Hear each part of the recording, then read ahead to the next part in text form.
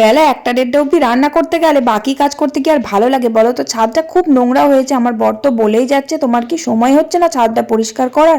তাই ভাবলাম আজকে যত বেলা হোক নাই কেন আমি আজ পরিষ্কার করেই ছাড়বো। সব রান্না কমপ্লিট করে ছোট সোনাকে খাইয়ে ঘুম পাড়াতে পাড়াতে প্রায় 1:45 বেজে গেছে।